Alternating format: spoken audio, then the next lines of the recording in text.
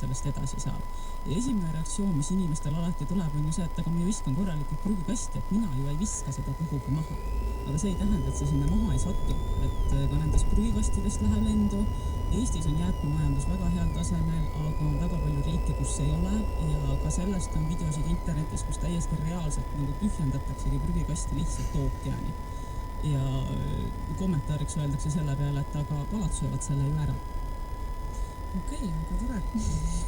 Siis ei tohiks sellega enam probleeme olla, et kui teil on kodus akvaarium, siis tehke kilekotist tüpseks tükkideks ja visake oma akvaariumi kaladele. Et seda selgitustööd tuleb väga palju veel teha ja loomulikult ka tegeleda sellega, et jäätmed saaksid normaalselt käideldud, et plastik läheks ümbertöötlemisse ja läheks siis sinna, kuhu nad peavad minema.